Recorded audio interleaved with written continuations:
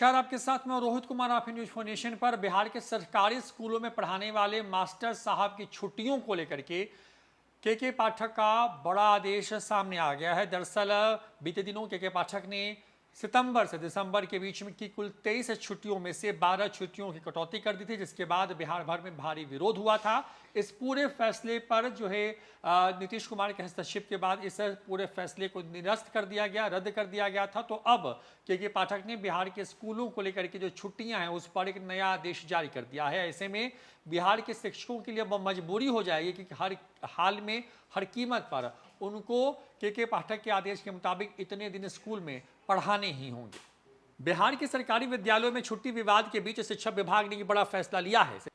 शिक्षा विभाग ने स्पष्ट किया है कि इस शैक्षणिक कैलेंडर वर्ष में 200 से 220 दिन की क्लास होगी। जरूरत पड़ी तो घोषित या आकस्मिक अवकाशों पर पुनर्विचार किया जाएगा। अगर 200 दिनों तक क्लास होने की संभावना नहीं दिखती है तो घोषित या आकस्मिक अवकाश को रद्द किया जा सकता है। शिक्षा विभाग की तरफ से बताया गया है कि शिक्षा के अधिकार अधिनियम में कम से कम 200 से 220 दिन की पढ़ाई की व्यवस्था की गई है। शिक्षा विभाग की तरफ से बताया गया है कि 1 जुलाई से विद्यालयों का लगातार निरीक्षण किया जा रहा है, जो पहले नहीं होता था। आज की तारीख में लगभग 40,000 विद्यालयों का निरीक्षण प्रतिदिन किया जा रहा है। अब विद्यालय कितने दिन खुले हैं और कितने दिन बंद हैं, अब यह स्पष्ट तौर पर कहा जा सकता है। पहले इतने बड़े पैमाने पर निरीक्षण की व्यवस्था नहीं थी, तो जिला शिक्षा पदाधिकारी केवल घोषित और आकस्मिक अवकाशों के आधार पर गणना करते थे कि विद्यालयों में कुल कितने दिनों की पढ़ाई हुई है।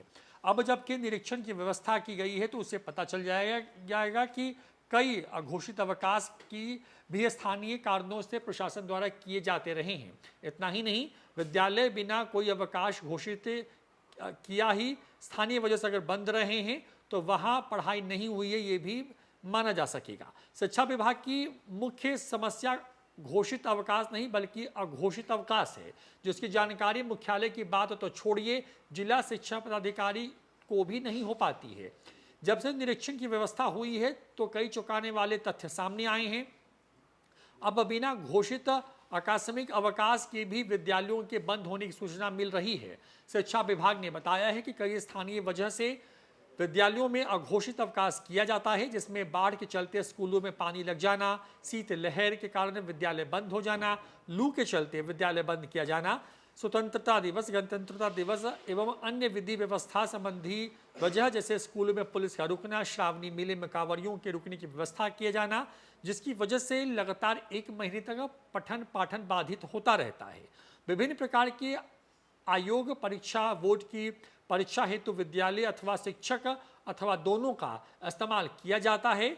यही वजह है कि स्कूलों में पठन पाठन बाधित हो जाता है। ऐसे में के पाठक ने नया आदेश जारी कर दिया, जिसके मुताबिक अब बिहार के सरकारी स्कूलों में 200 से 220 दिन की पढ़ाई अनिवार्य कर दी गई है। इसके पहले के पाठक की तरफ से बिहार के तमाम स्कूलों में काम करने वाले शिक्षकों को लेकर के अलग अलग तरह के फरमान जारी किए गए थे। पहले तो स्कूलों के निरीक्षण की व्यवस्था की गई ताकि स्कूलों में जो है शिक्षक उपस्थित रहे। उसके बाद स्कूलों में तमाम जो पढ़ने वाले छात्र हैं उनके लिए 75% का अटेंडेंस अनिवार्य किया गया है।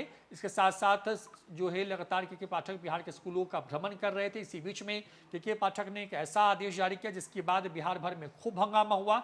दरअसल बिहार के सरकारी स्कूल में पढ़ाने वाले शिक्षकों की जो छुट्टियां थी उसको अचानक से उसमें कटौती कर दी गई और अभी से लेकर के दिसंबर तक में जो बची हुई कुल 23 छुट्टियां थी उसको घटा करके सिर्फ 11 ही कर दिया गया था, जिसमें जन्माष्टमी, तीज जैसी छुट्टियों को भी रद्द करने का फैसला लिया गया था। इस पूरे मामले के सामने आने के बाद बिहार भर में खूब विरोध हुआ, जिसके बाद बिहार के मुख्यमंत्री नीतीश कुमार के हस्तक्षेप के बाद सरकार ने अपना आदेश वापस लिया और पहले से जो रोस्टर या जो कैलेंडर था छुट्टियों को लेकर के उसको लागू करने का फैसला लिया गया। लेकिन अब के पाठक ने कह सकते हैं कि एक नया जुगाड़ बिठा लिया है, जिसके मुताबिक अब बिहार के स्कूलों में 200 से 220 दिनों की पढ़ाई को अनिवार्य किया गया है। और अगर ऐसा नहीं होता है तो जो घोषित या जो अघोषित छुट्टियां हैं उन सभी छुट्टियों में कटौती हो सकती है। फिलहाल इस वीडियो में इतना ही। नमस्कार।